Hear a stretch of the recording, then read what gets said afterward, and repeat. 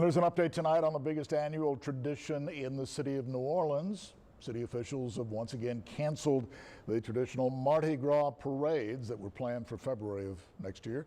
The mayor saying parades of any kind will not be permitted because of COVID. Bourbon Street will be open, but revelers there will be required to follow all the local state guidelines for COVID. By the way, the city of Galveston also canceling their Mardi Gras celebrations.